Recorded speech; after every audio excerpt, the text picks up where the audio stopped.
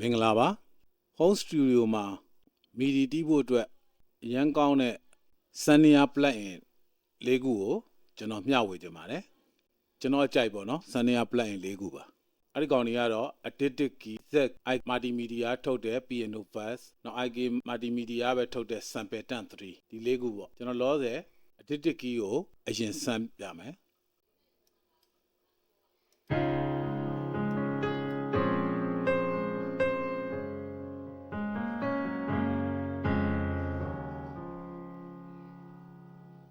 ဒါသူနမူနာပေးထားတဲ့ဟာလေးပေါ့ကျွန်တော် MIDI keyboard လေးနဲ့အချက်စမ်းကြည့်မယ်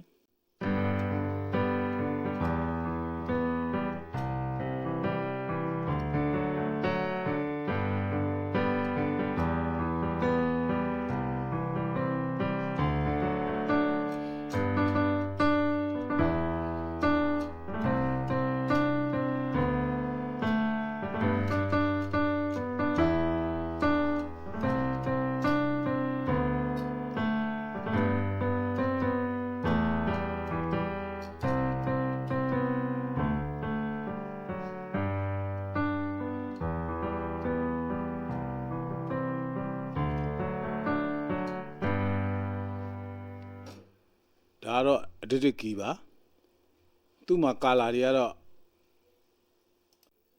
electric drum ပါမယ် McGuan တို့ပါတော့ EP ပေါ့ EP တွေပါမယ် upright ပါမယ် gram ပါမယ်၄မျိုးပေါ့တစ်မျိုး10ခုကျော်စီလောက်ပါပါတယ်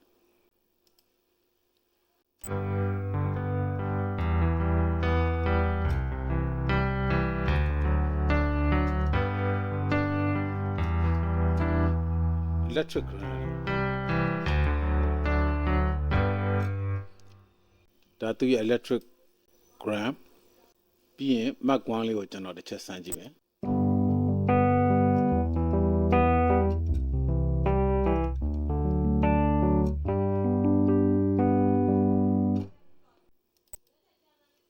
upright လေးတစ်ချက်စမ်းကြည့်မယ်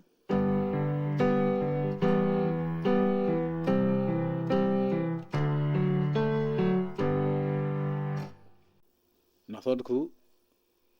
gram studio gram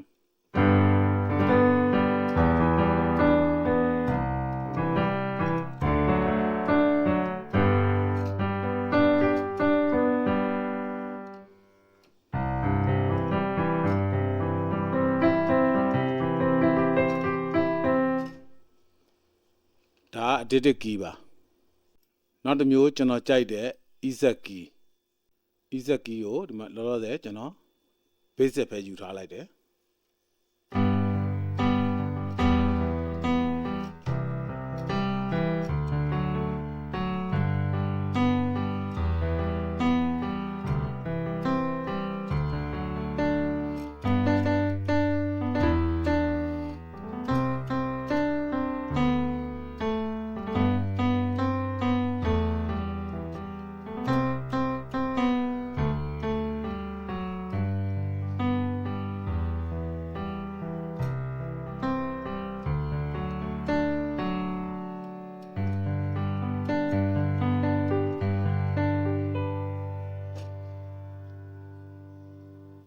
sustain တော့တော်တော်ဆွဲတာ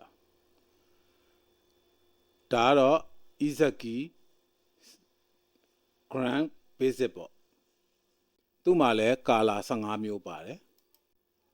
အဲ့ထက်ကကျွန်တော် ballet ဆိုတဲ့ကောင်လေးထပ်ဆန်းကြည့်မယ်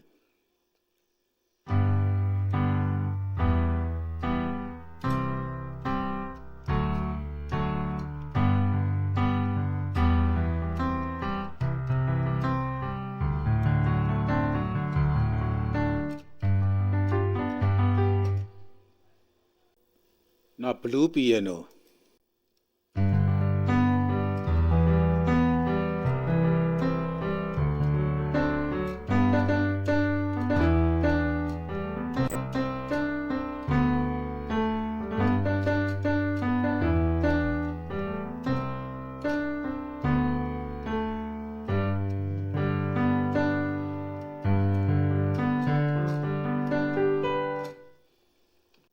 bright grand ဆိုတဲ့ကောင်လေးပါ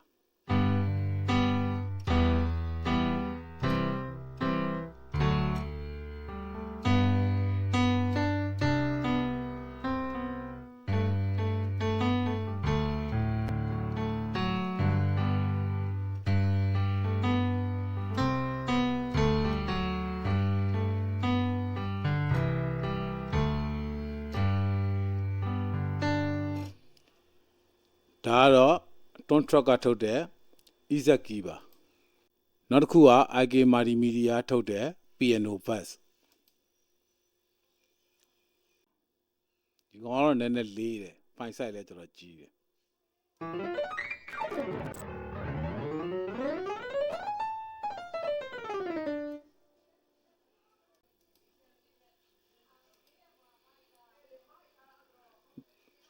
သူက display လေးကိုတော့မှကိုကြိုက်တဲ့ပုံစံလေးပြောင်းလို့ရတယ်မယ်တော်ရဲရောက်သွားတယ် Palace နန်းတော့ Piano boot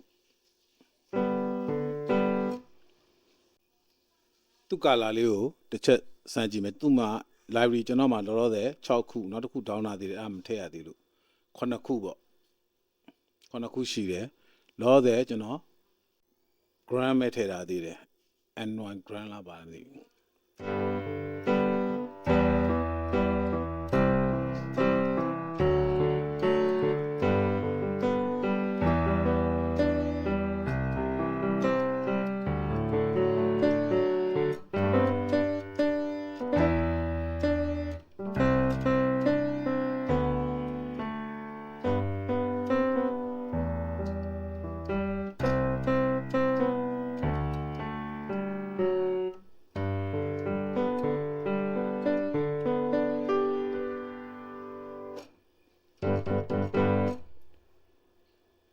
ဒါသူ့ရဲ့ color တစ်ခုပါဒီမှာသူလည်း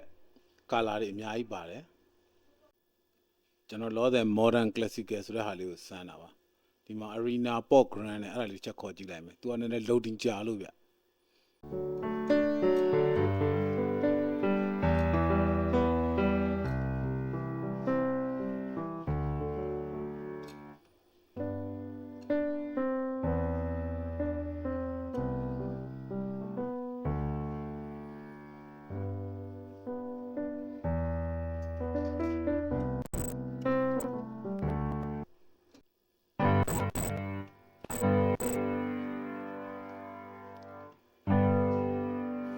ဒီကောင်က loading ကြာတယ် CPU လည်းတော်တော်အုပ်တယ်ဗျကျွန်တော် 16GB i5 16GB တောင်နဲ့ထည့်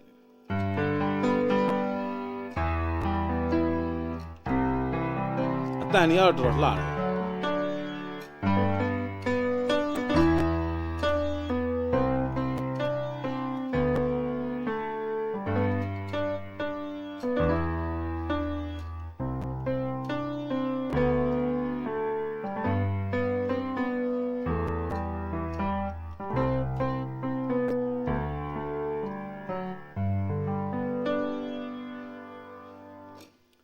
ကျွန်တော်လေးဒီကောင်ကိုမလေးက live လွှင့်ပြီးတော်တော်များများစမ်းပြထားသေးပါတယ်အဲ့မှာလည်းကြည့်လို့ရပါတယ်နော်အဲ့ဒီကောင်ကတော့ကျွန်တော်ပြင်လိုက်တာ live ကနေပြီးတော့နည်းနည်းလေးမှားသွားတာပြင်လိုက်တာရိုးဗီဒီယိုဖြစ်သွားတယ်ဗျကြည့်ရတော့တိတ်တော့အဆင်မပြေရဲ့ဗီဒီယိုကကျွန်တော်လည်းတမျောလို့မဖြတ်ပဲထားတာအမှတ်တရကျွန်တော် ikmultimedia ပဲထုတ်တယ်နောက်ထပ် sample tank ဆိုတော့ဒီကောင်ကတော့တအားကောင်းတယ်ကျွန်တော်ကြိုက်ဆုံးပဲဒါကြိုက်ဆုံးပဲဆိုတော့ piano တစ်ခုတော့ပြောတာမဟုတ်ပါဘူးကျန်တဲ့တရောတွေဂီတာသံတွေအတန်အစုံပဲဗျဆိုလို keyboard တစ်လုံးကိုပေးထားသလိုခံစားရတယ်ဒါသူ့ရဲ့ grand piano ပေါ့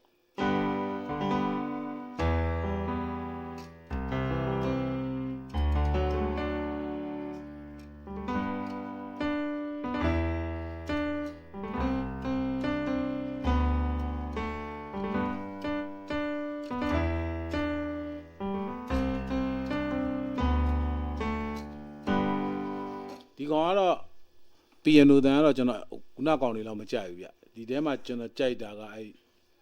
string effect တွေပါတအားကြိုက်တယ် brass တွေပါကြိုက်တယ် string နဲ့ကျွန်တော် violin လေးတစ်ခုခေါ်ကြည့်လိုက်မယ်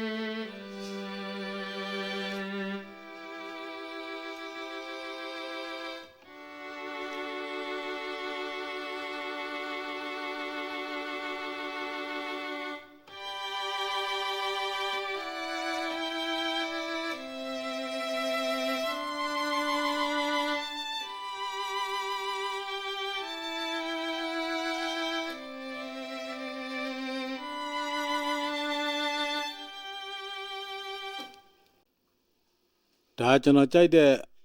Sanya Plugin လေးခုကိုမျှဝေတာပါဗျဒီထဲမှာ piano နဲ့ပတ်သက်ရင်တော့ကျွန်တော်ကြိုက်ဆုံးကတော့ addicted key ပါပဲသူကတော့အတန်လေးလှလို့